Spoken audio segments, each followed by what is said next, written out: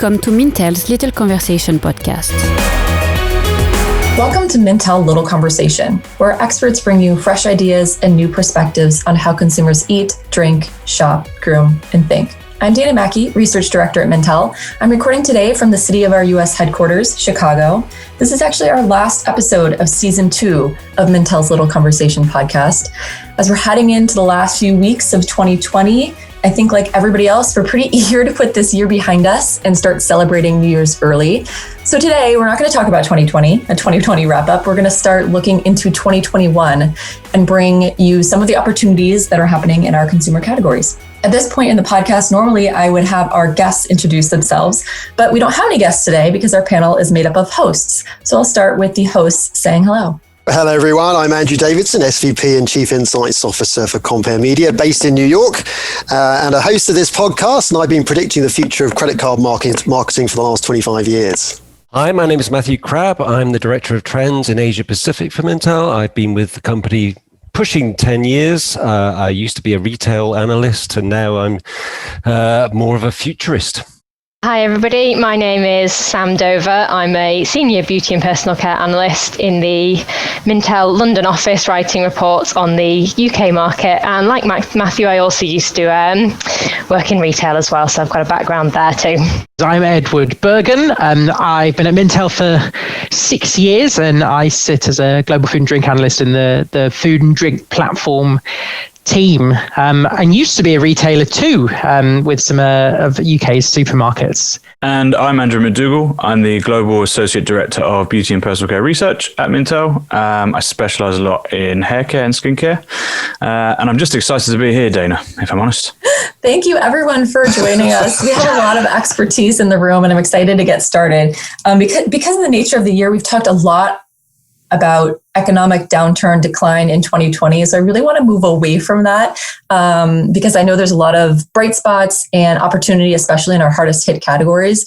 So for 2021, as consumers have kind of been twiddling their thumbs this year, with nowhere to go and nothing to do, what do we think are going to be some of the areas where consumers want to spend their money, or what does that demand look like heading into the new year? Well, when I think about 2021, I mean, I feel like we've really got sort of no choice but to be somewhat optimistic. I mean, assuming goes well, people are going to start getting vaccinated. And if you put your mind into that, if you think about that, if you put your mind into 2021 and people getting vaccinated and things starting to get back to normal, then sort of my mind goes to this sort of idea of like pent up demand and, leading to a potential surge in spending. So, I mean, we don't know when that's going to take place. I mean, that's the key. We just don't know when. But, we started to see expressions start to emerge, going sort of on the internet. There's this expression, revenge travel, which has come up. We saw it more recently in the sort of expression of sort of revenge shopping, which is was all around Thanksgiving. And this is this idea that we're all frustrated, we've all cancelled vacations, we've missed weddings, we've missed birthdays, and we all want to make sure that 2021 isn't a dud like 2020. So from a financial services perspective, so when I'm thinking about that, it all adds up to revenge spending. And of course, that means there are plenty of sort of opportunities for banks and credit card companies to be there for consumers, as they navigate that journey, whether it's, through credit card rewards or benefits on credit cards, or whether it's providing financing or just sort of more seamless ways to pay for things. It's this, as we start to spend more, there are plenty of opportunities along the way. I will say though, obviously there's this, we're being optimistic today, right?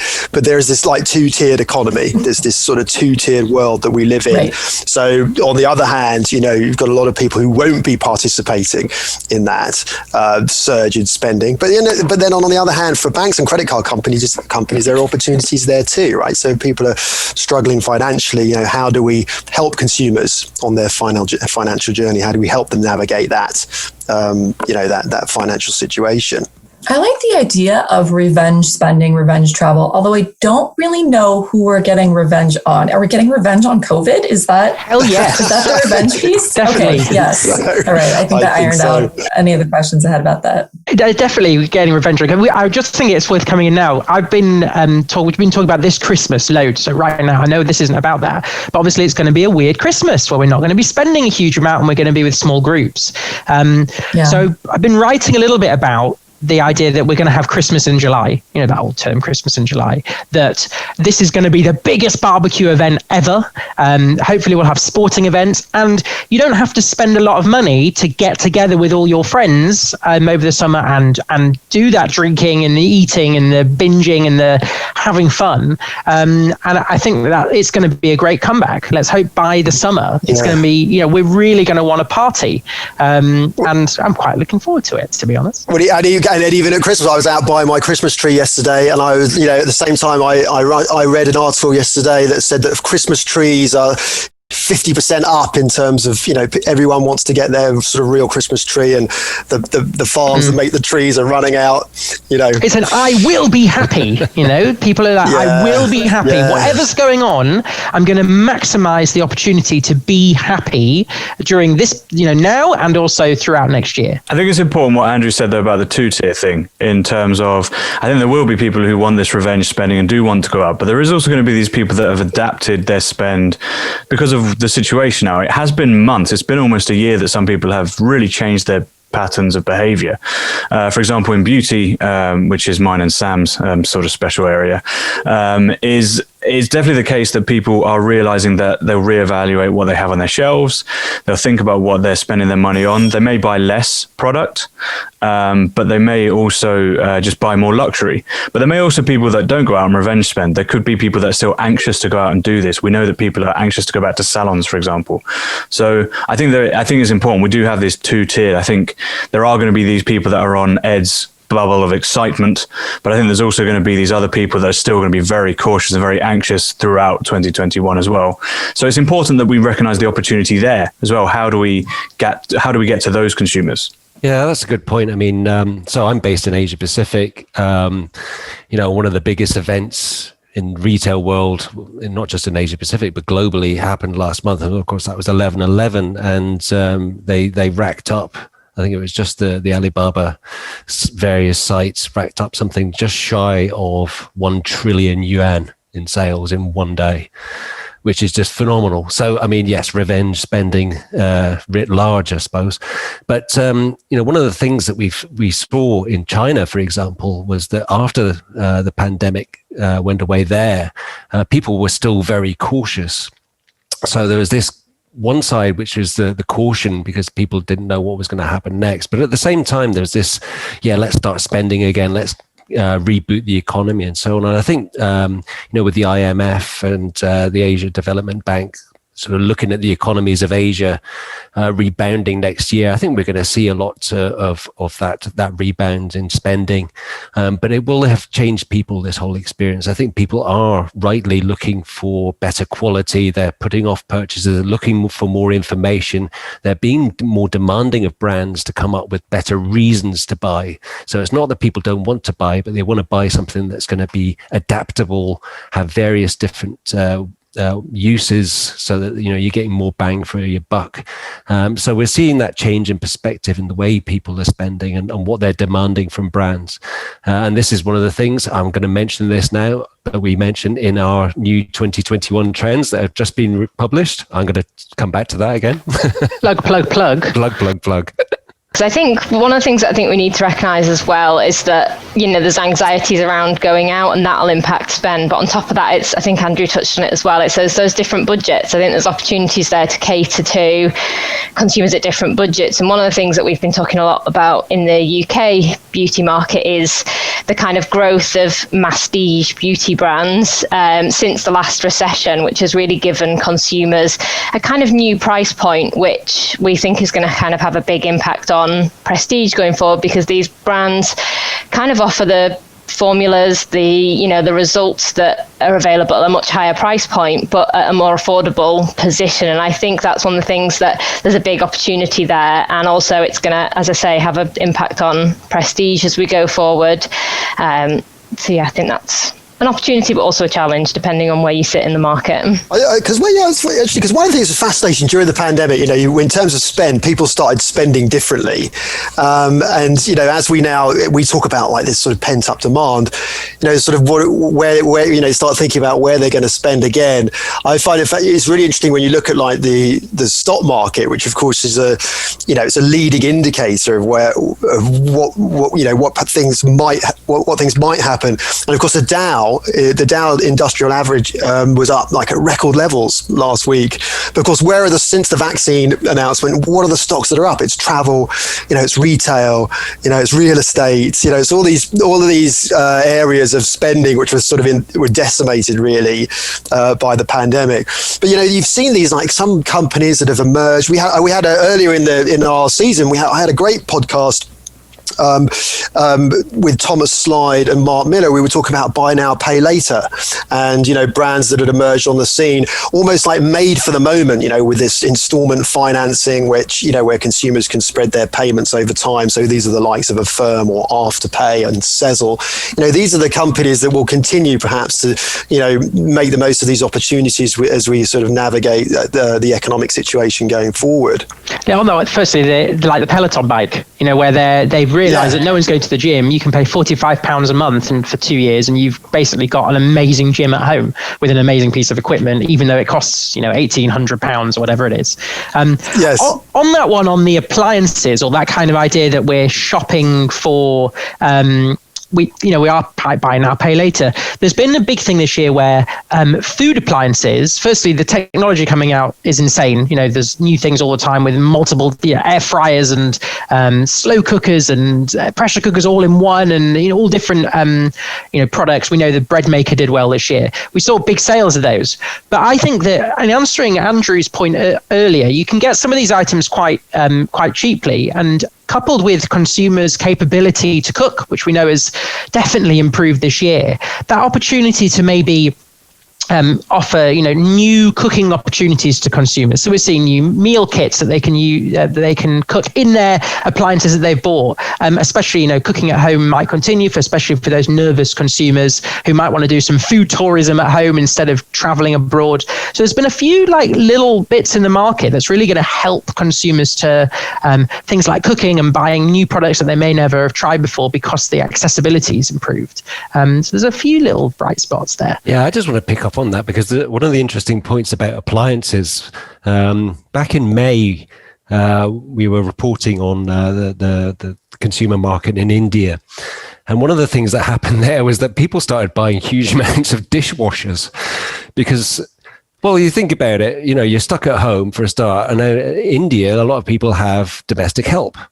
And of course, that domestic help couldn't come in. So I'm not going to wash my own dishes. I'm going to get a dishwasher instead. So, but that was part of a sort of the initial spike in spending, if you like, on the home. But then that sort of morphed over the months this year. And we've seen people really getting into sort of a home decor, buying new furniture, that sort of thing, because they're stuck in their homes and they think, well, let's reorganize this a bit better. They're nesting. So they're nesting, exactly. Now, one of the things that's interesting in that is and this is more of a question, is if people nest in that way and develop their home spaces, will they start going back out in the same way again? Or are they going to start using that home space in different ways? I just wonder if you've got any perspectives on that. Again, that seems to be the real split, because it's kind of like you get some people that are just so like, oh yeah, I can change everything right now. Like, for example, in beauty, we saw things like products that have always existed, such as like dry shampoo. They were repositioned. I think Batiste did it really well. They positioned it around Zoom calls. So it was the idea that, yeah, before you come on a Zoom call, you just quickly use your dry shampoo on your hair, have a little freshen up and do all that. So it was this whole kind of thing of making your desk and your office space as functional as possible. And I think there are people that have probably adapt to that, realize that they don't have to spend so much on the commute potentially, or be away from family as much. But I do also think there has also been a huge clamor of people though that are like, I can't wait to get back. I need to get back. I want to get back. This is literally just a stopping point. And I think we do sometimes we tend to think, okay, this is the next normal or the new normal. Things are changing, but actually, how much is? I think that's a great question, Matthew. Because like, how much is actually going to change? Because how much, as some people are just going to be like, well, I'm just on hold right now until I go back to normal. So again, there's opportunities. There's so many opportunities to hit all these different types of consumers, just knowing them better, and that splits even more globally. Because you mentioned earlier about like Singles Day, for example, and you mentioned obviously Chinese New Year coming up in China. I think those cultural differences and the way that each country or each market has emerged from the pandemic has been so different, and we're all at different stages now, that again, there's going to be such a difference, I think, again, in what is going to work in different markets. What will work in one market won't work in every single market. So I think identity is going to become really important. I mean, that's kind of the $1 million question, right? Is like, which of these behavior shifts will stick long term and which will people just completely abandon once they can? I think one of them, and I think it's you might be able to just sort of confirm this, but when we had SARS in the Far East, the capability of shopping online, it never really declined again. So they got there. No. So, it was SARS was really important for the growth of online shopping. So before that, people just didn't trust it, and then they had no choice, so they went into it. And also, interestingly, at the same time, people didn't trust going out to restaurants because restaurants they thought were a source of SARS. So one of the things that really took off at that time was fast food, because fast food is wipe, clean, hygienic. So that's when fast food really took off in China as well. So you had this sort of combination of the fast food growth plus the online retail growth. So it all came back to really the service that people weren't getting before, and then they started demanding that service, and then that changed retailers.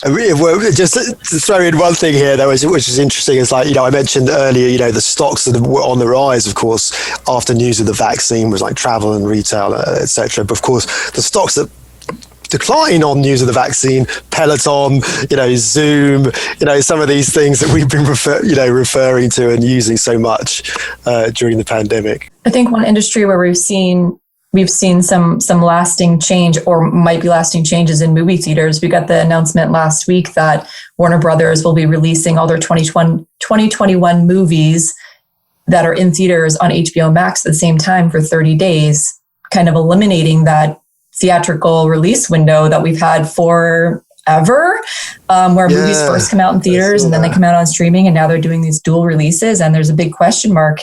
How do studios and theaters work together? How are movies being distributed? And that might change for good, at least for the next year. It definitely will, and probably moving forward, because some of these things, they're hard to walk back, right? Once you offer this type of flexibility to consumers, how do you then backpedal and say, well, actually, I know we eliminated bag fees or change fees on flights because of COVID, but now COVID's not a thing, so you're going to have to pay those fees again. Like, that's a really hard message to communicate in some of these categories. I was walking past the cinema in New York with my wife the other day. She's like, as soon as that's open, I'm getting straight back in there. And I sort of did a double take, and I was like, I don't think cinemas are going away. I feel the same way. I can't wait. Yeah. But I wonder though as well, you made a good point there about, I wonder if this whole pandemic, this whole situation this year has only just accelerated what was. It's not like, I know some new things have birthed from this year, but I think in a lot of cases these things were happening anyway. For example, your streaming example, there were, what with the streaming battles that have been going on with, I'm not going to try and name them all because we're all in different countries as well, so we all have different streaming services available, but the amount of films that were being launched on streaming services anyway now was growing, not as quickly as it will and is now, but again, that was an idea that has now been accelerated. And then I guess online shopping is the same, in the sense that I know that Sam's spoken for years in the beauty space, talking about how online retail has been growing anyway, and people are becoming more trusting in beauty anyway of online purchases. But again, it's just been accelerated more. So I don't know, like Sam, I don't know if you could pitch in there, and you probably know a lot more than I will in terms of talking about this subject. Yeah, definitely. I think it's one of the things that I've argued about forever is online is important. I feel like in so many categories, we've ignored it, not necessarily ignored it, but kind of pushed it to the side a little bit and gone, in-stores will always be important, and they will. And it's one of the things that I do hark on about, is that these two channels just support each other. It's just that it's how you implement it, and it's about making sure that you're giving consumers what they want at every touch point. And as Andrew said, I think we've opened up online to a whole new audience now, people who really wouldn't have bought certain items online, so certain beauty products online have now had to, and if they've had success, then they'll go, okay, I'll do that again. It opened up in terms of expanding what people are willing to buy online, so those little purchases that they would normally think it's too much of a hassle to buy it online and wait for it.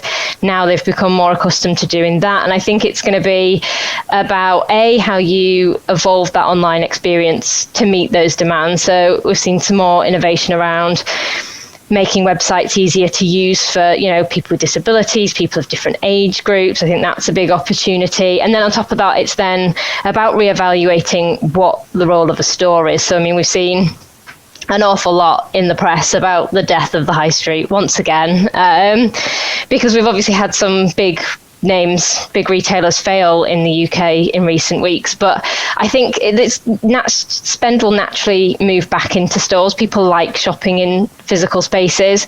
They just want more from those physical spaces. They want to shop in environments that they enjoy and like being in. And so those kind of physical spaces are going to be about selling your brand and selling an identity as much as they are products. On that idea of high street, is that we've been talking a lot, and one of our trends this year is looking at local quite a bit. That comes up quite a lot. And is the high street going to recover because consumers, especially if they are spending more time at home, are going to be visiting their own high street more? Does this mean that we can go back to things like greengrocers and butchers and cheesemongers that are now getting removed from our supermarkets, but could they then recover on high streets? I don't know if you're seeing that in other places around the world, but there is the idea that you're going to be supporting local economy again, you're going to be helping local business, you're going to be this is linked to sustainability overall, and also that idea of quality, that you're going to be able to pick something up that's super fresh, that's from just around the corner rather than from somewhere else in the world that's been traveled across the world to reach your supermarket. So we think that local will continue to do well and potentially get a boost as a result of this. Well, the trend you're looking for is called sustainable spaces. I'll just get that plug in there. plug. But yes, I absolutely agree. And I think one of the things that was, again, interesting in Asia was that, and coming back to this point about the marriage between online and offline, was how retailers used the physical retail space during this lockdown. And for example, in-time department stores in China, they had to still pay their staff, and their staff still had to go into the store. So what they got them to do is, as you go into the cosmetics counter, you get somebody gives you a demonstration of the cosmetics. So rather than doing that in store, they live streamed it. So you could still have that experience, you could still have that connection, that engagement with the consumer, and that's now stuck. Now on social media, Tesco's in Thailand, for example, are doing cookery classes online through live streaming, Facebook, whatever. And at the same time as you're watching these cookery demonstrations, you can buy their products. So it's brilliant. So, you're this managing to sort of balance between the two. And I think, again, one of the things that we're starting to see, and one of the things we talk about in our trends for this year is how we start to rethink those urban spaces, those commercial spaces. So, one of the areas that's been really badly hit, of course, is commercial space, not just retail, but you think about office space, shared offices, all that sort of thing. So really, we're going to have to be quite imaginative in how we use that space or reuse that space. And I think, again, there's an opportunity. How do we create that experience for the consumer using this space that's now probably quite cheap in some places? That's got to be an opportunity. It just takes the imagination to rethink how we use that space in a different way for a different purpose, or perhaps the same purpose, but just to deliver a new experience for consumers. Yeah, I think that's a big opportunity in beauty, and I think it's one of those things that I've been arguing about for, again, a very long time. But I think in department stores is a perfect example, because to me, the traditional department store beauty hall is so dated. It kind of ignores the fact that people have a very large brand assortment in their bathroom cabinets, and department stores don't facilitate that. They don't allow consumers to very easily shop across several different brands. And I think that's one of the things that department stores could fight back on and have a bit of a USP, in the fact that if they can introduce more services. We've already seen these retailers introduce things like beauty concierge services in store to help people shop across those different brands, but there's still more opportunity to blur that line across those different brands and change the experience so that you're getting something different to what you're getting online, for example. I think I heard the announcement. I think it was very recently that Sephora is moving into Kohl's. Is that why the beauty? Have you heard of that one? The beauty experts in the US. To sort of build on those comments, I do think that's been one of the, obviously small businesses were disproportionately impacted in a obviously negative way, hugely, certainly here in the US.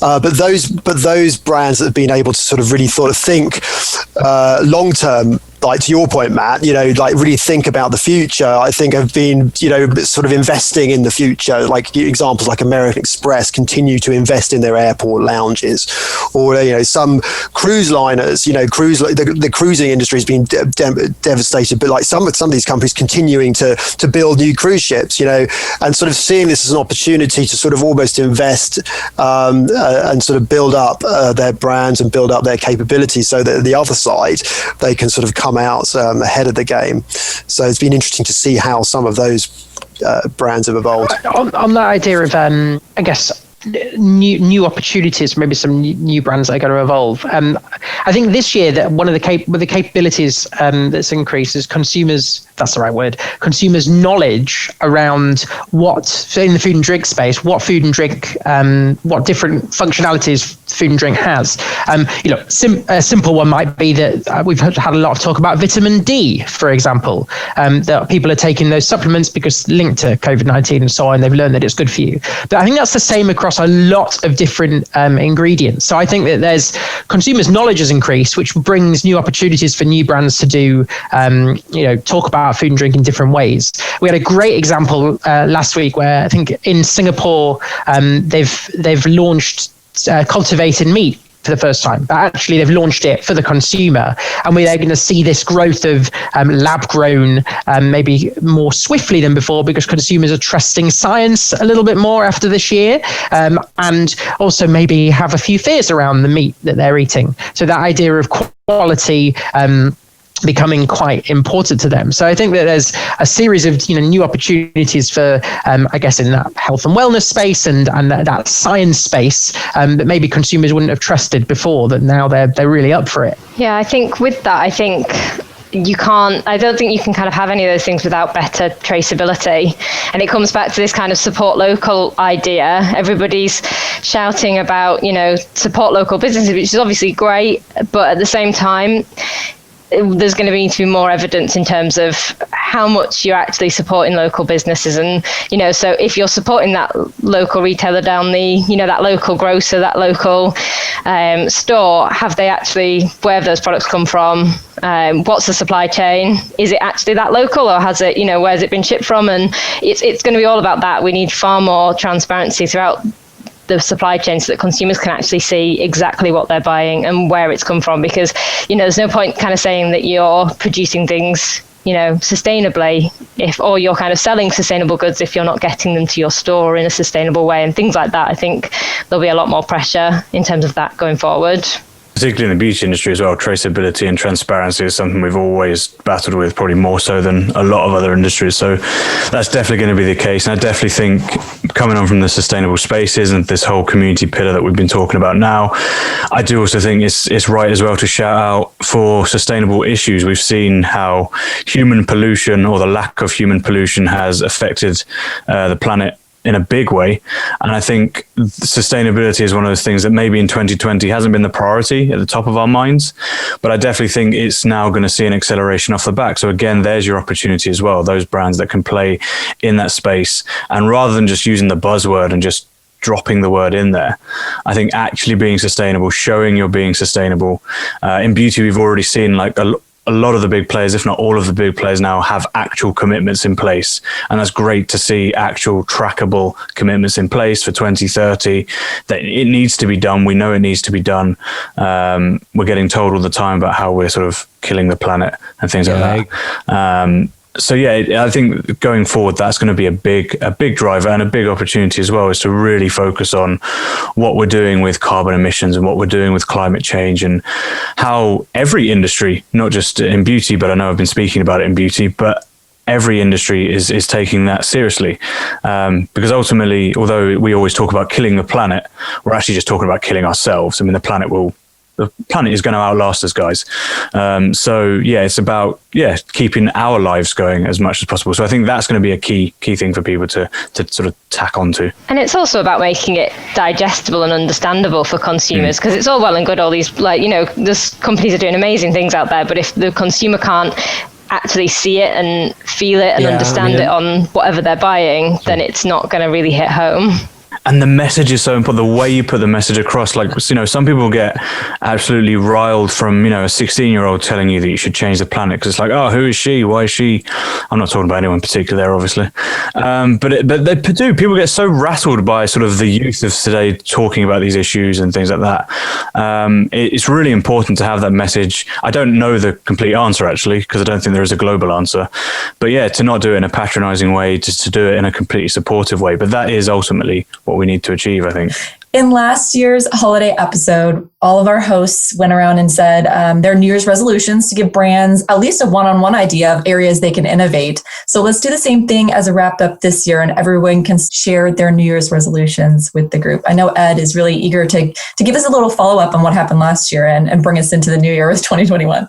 I last year told everyone I wanted to sort out my comic book collection, which has seen some immense success. I've bought a lot of cardboard to back them with. It costs lots, but I guess that's my travel money from not going into the centre of London every day. This year, so I purchased one of those very nice appliances that I mentioned earlier. I bought quite a nice coffee machine to celebrate a big birthday I had. And it has a steam wand, and I can put nice freshly roasted beans in it. I can make hearts out of my milk. I'm trying to make leaves and potentially a swan. So this year's resolution, I would prove it. And is your resolution to open up a coffee shop? Is that's what it sounds like? Well, that is the dream. Like a comic book coffee shop.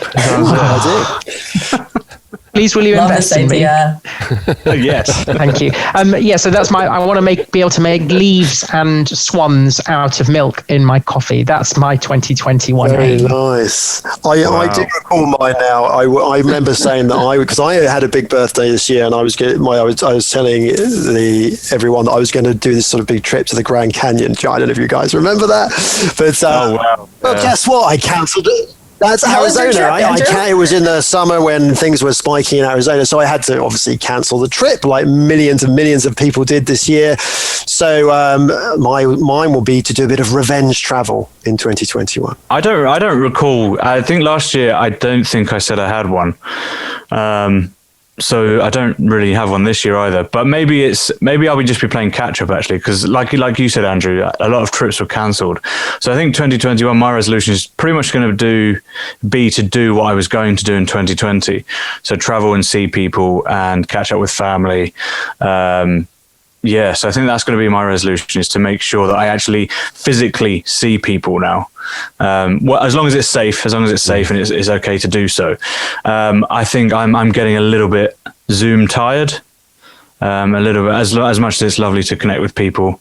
You miss the cuddles. It's not really cuddles. I'm not that affectionate, to be honest, as you know. But yeah, no, I just think it'd be nice to not be staring at a screen all the time, and it'd be nice to sort of get back out there. So I think that's my resolution, will be to definitely get out and see family and see people again.